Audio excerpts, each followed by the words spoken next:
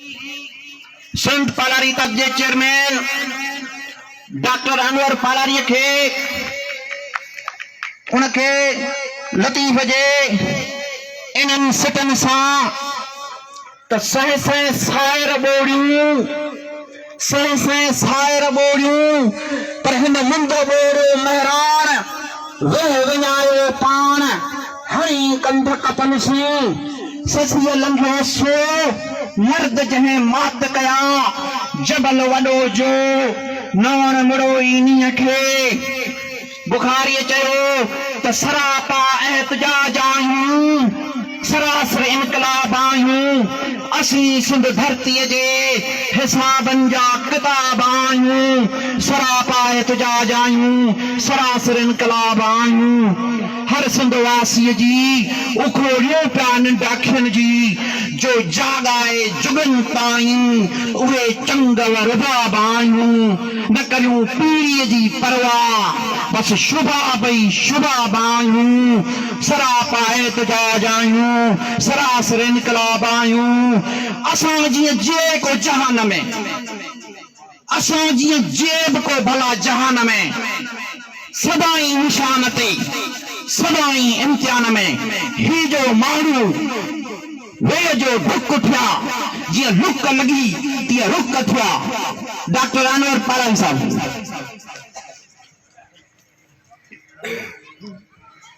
औज़ुबिल्लाहि मिनश्शैतानिर्रजीम बिस्मिल्लाहिर्रहमानिर्रहीम। पिंडाल में वेठल सभिनी दोस्तनि ऐं भाइरनि खे भलीकार अस्सलाम वालेकुम। सॾायो वियो आहे त भाऊ दुर्मुमन ते ॻाल्हाइजे। दुर्मुमन जी 3 वर्सी आहे। भाऊ दुर्मुमन इल्म दोस्त अदब दोस्त माण्हू हो तरक्की पसंद ख्यालात जो माण्हू हो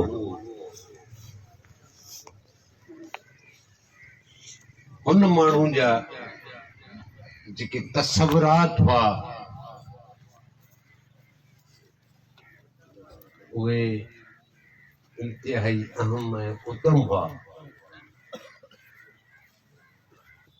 उन सदाई कोहिस्तान जे माण्हुनि जे लाइ या सिंध जे माण्हुनि जे लाइ सुठो सोचियो सुठा तसवर ॾिना। दोस्तनि ॻाल्हि कई त साईं जीम सैद जो पैरोकार बि रहियो। साईं जीम सैद बि सदाई सिंध जे माण्हुनि जे लाइ जाखोड़ींदो रहियो। असुल ॻाल्हि इहा आहे त का बि तहरीक जॾहिं शुरू थींदी आहे त कई दोस्त शामिल थींदा आहिनि वक़्त जे नज़ाकतनि सां के थकिजी पवंदा आहिनि के टुटी पवंदा आहिनि के ज़ाती मफ़ादनि ते विकामजी वेंदा आहिनि पर जेकॾहिं उहा तहरीक कामयाब थी वेंदी आहे त उन्हनि सभिनी खे जेके टुटी वेंदा आहिनि झुकी पवंदा आहिनि उन्हनि सभिनी खे उनजो सिलो मिलंदो आहे। पर जेकॾहिं उहा तहरीक कामयाब न थींदी आहे त उहा ईंदड़ नसुलनि जे लाइ ग़ुलामी छॾे वेंदी आहे। तंहिंजे करे जेका बि तहरीक आहे असुल ॻाल्हि तव्हांखे ॿुधायां त इंसान ते 2 क़िस्मनि जा अलाह जी तरफ़ां हक़ आहिनि। हिकिड़ा आहिनि हुकूकुल्लाह ॿिया आहिनि हुकूकुल इबाद। हुकूकुल आहिनि अलाह जा हक़ हुकूकुल इबाद इंसाननि जा हक़। असुल उहो माण्हू यादि रहंदो आहे जंहिंजो किरदारु हूंदो आहे। किरदारु छा मां ज़ाहिर थींदो त उहो पंहिंजे आम माण्हुनि मिटनि माइटनि दोस्तनि यारनि ऐं पंहिंजे इलाइक़े जे माण्हुनि लाइ छा थो करे कीअं थो हले कीअं थो जाकोड़े उन्हनि खे कहिड़ियूं सहूलियतूं थो ॾियारे। असुल किरदारु उहे हूंदा आहिनि। बदकिस्मतीअ सां तव्हां या तव्हां जंहिं वक़्तु जनम वरितो आहे त असांजी सिंध सदियुनि खां ग़ुलामी में हले थी पई, कॾहिं धारियुनि जी ग़ुलामी में त कॾहिं पंहिंजनि जी ग़ुलामी में। असांजे आम माण्हू जी भलाई जे लाइ, असां पंहिंजे मुस्तक़बिल जे लाइ न त कॾहिं धारियुनि जे सोचण जो सवाल ई नथो पैदा थिए, पर असांजे पंहिंजनि कॾहिं न सोचियो आहे। साईं दुर्मोमिन इल्म दोस्त हुयो, अदब दोस्त हो, तहज़ीब याफ्ता हो, मुफ़क्किर हो। हुन चाहियो पे त हिन समाज में तब्दीली अचे, आम माण्हू में खुशहाली अचे, पर इहे ॻाल्हियूं रुॻे तसवर करण सां न ईंदियूं आहिनि। उन लाइ के किरदार जागण खपनि, जेके जाखोड़ीनि, जेके सिर नेज़े ते रखी ॿाहिरि निकिरी पंहिंजे अवाम जे भलाई जे लाइ मैदान कनि ऐं उन्हनि ताक़तवर धुरियुनि खे ललकारीनि जेके उन्हनि जा उहे हक़ ग़ज़ब करे वेठा आहिनि। ऐं हिते हिकिड़ी ॻाल्हि वाज़े करे चवणु थो चाहियां त भाऊ दुर्मोमिन जा जेके ख़यालात हुआ, असां उन्हनि खे कोशिश कई त अमली जामू पहिरायूं। सिंध पालारी इत्तेहाद उन्हनि कोशिशुनि जो अमली जामू आहे। इंशाअल्लाह ताला वक़्तु तव्हांखे इहो ॾेखारींदो, को शक कोन्हे। भाऊ सवेल बदीन जे दोस्त हिकिड़ी ॻाल्हि कई, बा आकाश अंसारी जी,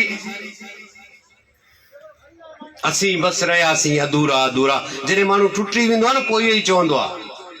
भाऊ दुर्मोमिन जा ख़यालात इहे हुआ, पर उनखे अमली जामू न पइजी सघियो, तंहिंजे करे उनखे इहो शेर, इहो नज़म उनजी तबियत न आहार हो त हू जेकी चाहे पियो उहो न करे सघियो। पर इब्राहिम मुंशी जे चवाणी,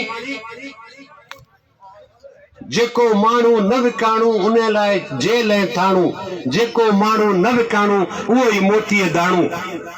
हिते अवां ऐं असां सभिनी खे गॾिजी उहो मोतीअ दाणू थियणो पवंदो, तॾहिं वञी समाज में इनकलाब ईंदो, तॾहिं वञी अवाम में इनकलाब ईंदो, तॾहिं अवाम खे हक़ मिलंदा। सिंध पालारी इत्तेहाद भाऊ दुर्मोमिन जे उन्हनि तसवुरात, उन्हनि ख़यालात ऐं उन्हनि ख़्वाबनि जो मजमूओ आहे। ऐं इंशाअल्लाह ताला वक़्तु साबित कंदो, असां अॻु में बि साबित करे ॾेखारियो आहे, पर असां इंशाअल्लाह ताला ईंदड़ वक़्त में बि साबित करे ॾेखारींदासीं। ज़रूर कुझु दोस्त टुटंदा, पर मुंहिंजो ईमान आहे त वक़्तु साबित कंदो त हुननि टुटी ग़लती कई, उहे वापसि ईंदा ऐं वरी असांजे मेड़ में शामिल थींदा। ऐं इंशाअल्लाह ताला कामयाबी असांजा कदम चुमंदी। ऐं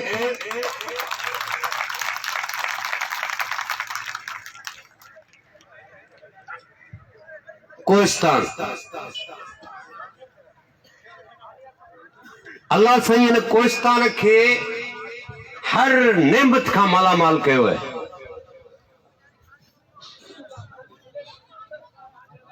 आऊं सवलो मिसाल थो ॾियां, इंटीरियर सिंध में वञो, आबादियूं आहिनि, पाणी ते आबादियूं आहिनि। असां वटि आबादी छा ते थी थिए? बरसात ते। पर कॾहिं तव्हां तसवुर कयो आहे त असांजी कहिड़ी शइ क़ीमती न आहे? असांजी मिट्टी बि क़ीमती, असांजी रेती बि क़ीमती, असांजो पत्थर बि क़ीमती, असांजी वारी बि क़ीमती, हर शइ असांजी क़ीमती आहे। तव्हां कोहिस्तान जा माण्हू इन्हनि अलाह जे नेमतुनि खां मालामाल आहियो, पर छा आहे त अव्हां खे पंहिंजी धरती, पंहिंजी ज़मीन जी मालिकी न आहे। अॼु हिन स्टेज तां इहो मुतालबो थो कयां सिंध हुकूमत खां बि, आला अमलदारनि खां बि, त ही जेके बि ज़मीन जा खाता आहिनि, इहे सभु जाली खाता आहिनि। का बि ज़मीन सरकारी ज़मीन कोन्हे। हितां जे अवाम जी आहे, कोहिस्तान जे माण्हुनि जी आहे। सभु खाता कैंसिल करे मक़ामी माण्हुनि जा खाता बहाल कयो। अवां जे इलाइक़े में हेॾी सारी इंडस्ट्री लॻल आहे। खैबर पख्तूनख्वा, पंजाब, वजीरस्तान जा माण्हू हिते अची था मज़दूरी कनि। आउं हितां मुतालबो थो कयां त हितां जी इंडस्ट्री में सिर्फ लोकल माण्हुनि खे रोज़गार न वञे। ऐं इहो बि तव्हांखे ॿुधाए था छॾियूं त इन्हनि ॻाल्हियुनि जे लाइ असां बाक़ाइदा जल्द हिकिड़ी तहरीक बि शुरू कंदासीं। पर हिकिड़ी ॻाल्हि ज़हन रखो, जेसि ताईं इन्हनि ज़मीननि जी तव्हां पाण मालिकी करण जे लाइ अॻियां न ईंदो, ॿियो केरु धारियूं तव्हांजी ज़मीन जी अची मालिकी कोन कंदो।